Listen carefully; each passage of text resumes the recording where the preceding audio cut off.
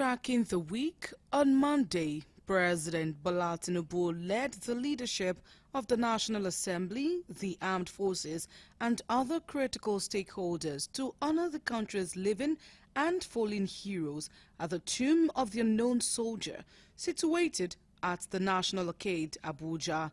The ceremony was the climax of the activities, which began with the launch of the Armed Forces Remembrance Day emblem last October.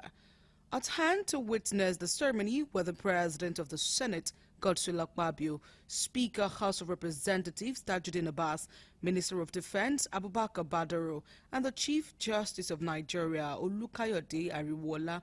Others were the Chief of Defense Staff General Christopher Musa, who led all the service chiefs, and the Inspector General of Police IGP, among others, to grace the occasion organized to honor the country's departed heroes. Prayers were offered by the service's clergymen in Christian and Islamic denomination for the living and peaceful repose of the souls of the departed heroes who fought gallantly for global peace. This was followed by the observance of a minute's silence, and President Tinubu led the wreath-laying ceremony, accompanied by the Commander, Guards Brigade at the foot of the Unknown Soldier. Also on Monday, as the Port Harcourt refinery came to life, the Nigerian National Petroleum Company Limited (NNPCL) concluded plans to hand over the government refinery to private operators. NNPCL said it was seeking to engage reputable and credible operations and maintenance companies to operate and maintain the Port Harcourt Refining Company. This, it said, was to ensure reliability and sustainability towards meeting the nation's fuel supply and energy security obligations. In a publication on its website on Monday, the NNPCL said the contract scope shall cover refinery business processing like long and short-term production and operations planning, production and operations execution, monitoring, reporting and optimization of operations, maintenance execution, health and safety, environmental management, minor project, and others. On Tuesday, the Supreme Court reserved judgment in the fierce legal battle on the governorship election of Nasarawa State. The legal battle was between incumbent Governor Abdullahi Sule of the All Progressives Congress (APC) and the PDP and its governorship candidate Emmanuel David Ombugadu. At Tuesday's proceedings, lead counsel to PDP and its governorship candidate, Kanu Agabi San, appealed to the Apex Court to set aside the November 23 judgment of the Court of Appeal, which upheld Sule as the lawfully elected governor. After taking arguments from lawyers, Justice Kekereekun announced that judgment has been reserved and the dates for its delivery will be communicated to parties involved. In another development, the Apex Court also reserved judgment in the governorship election dispute between Governor Nasir Idris of the All Progressives Congress (APC) and Aminu Bande of the People's Democratic Party (PDP). The five-man panel, led by Justice Kudirat Kekereekun, reserved the judgment after the parties in the petition adopted their processes. The appellant lawyers, while adopting their processes, urged the Apex Court to find merit in the appeal and allow it. Also on Tuesday, the Minister of Power, Chief Adebayo Adelabu, directs the distribution companies DISCOs in the country to stop asking communities to buy transformers instead of providing the items themselves. Adelabu maintained that the supply of transformers should be part of infrastructure investment of the power companies, emphasizing that the practice of communities buying them themselves is over. The minister gave the directive during a working visit to the headquarters of Ibadan Electricity Distribution Company (IBEDC) and Ayede Transmission Station in Ibadan. He later paid a courtesy call to the state's governor, Engineer Seyi Makinde, and the Seun of Ogbomosho land and other electricity facilities outside the state capital to seek a healthy working relations with the state and various communities to achieve the aims and aspirations of the Tinubu-led administration in providing gradual, stable and affordable electricity supply. On Wednesday, Governor Seyi Makinde of Oyo State said explosives stored by illegal miners were responsible for the explosion that rocked Bodija area in Ibadan on Tuesday night. The governor said this during a press conference held in his office at the Secretariat complex that preliminary investigations by the security agencies revealed that illegal miners occupying one of the houses in Bodija had stored explosive devices there, which caused the blast.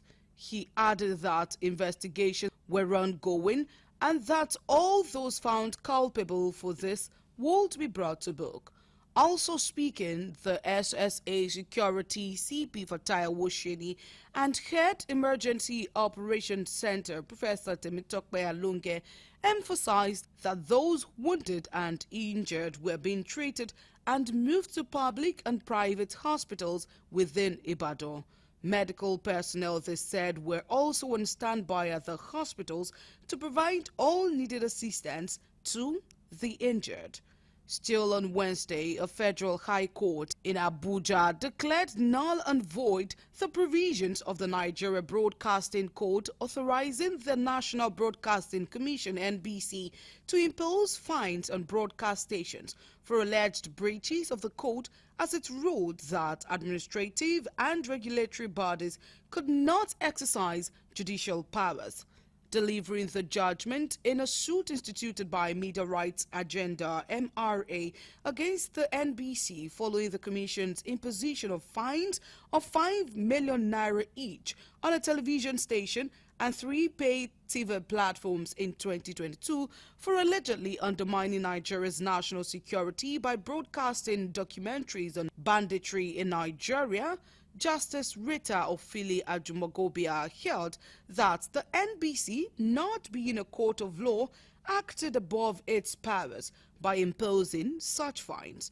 In her judgment, Justice Ofili Ajumogobia agreed with all MRA's argument and granted all the declarations and injunction sought by the organization.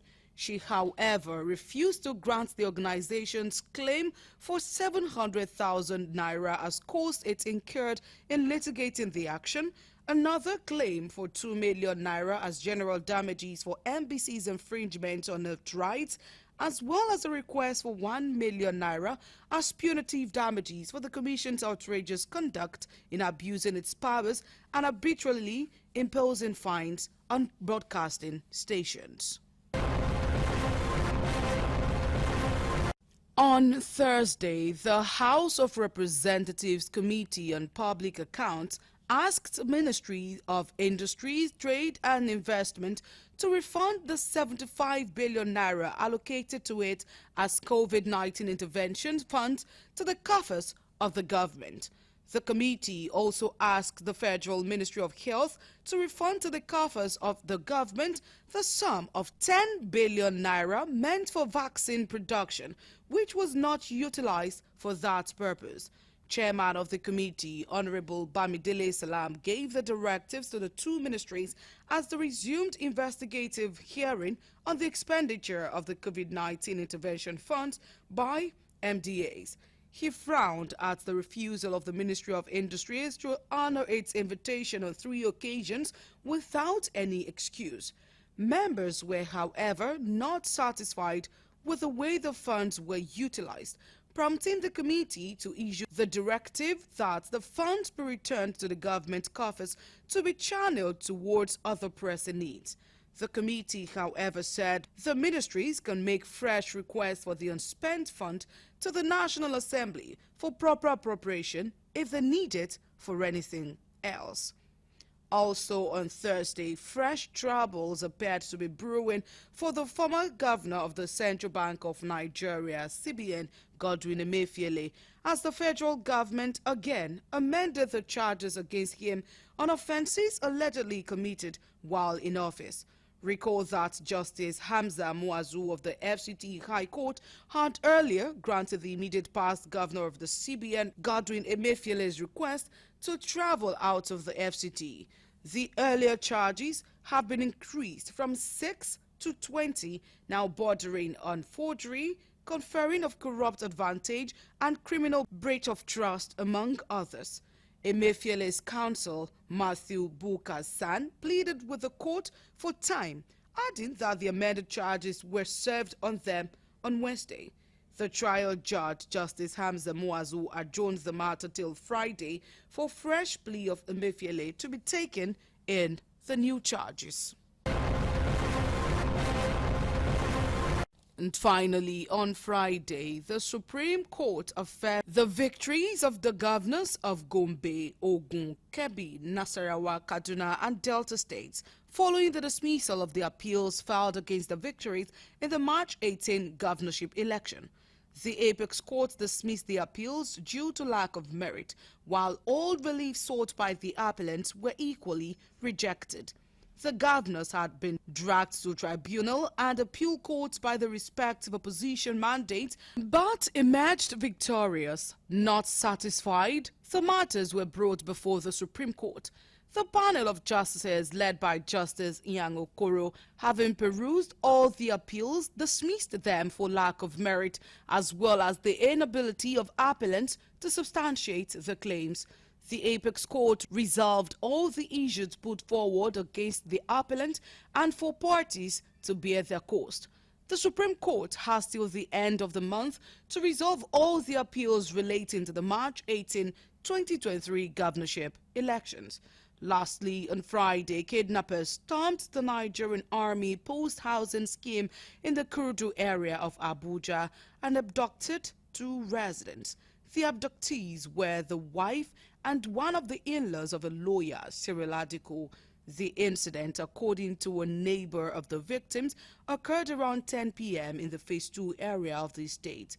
The neighbor, while speaking to journalists, said the kidnappers entered the estate, shot sporadically, and abducted the 2 while Adiko managed to escape. This came barely after the minister of the FCT, Nyesom Wike, said the federal government would not condone any form of bandit attack in Abuja. The neighbor describes the event as traumatic, while stressing the fear among residents throughout the night, with security measures being taken by the state management and the subsequent arrival of army personnel. The FCT kidnapping in recent time has become rampant in the FCT, with dozens of residents being abducted almost daily. This has led to outrage among Nigerians who are calling for an end to the act by concerned stakeholders. And that is all in Tracking the Week.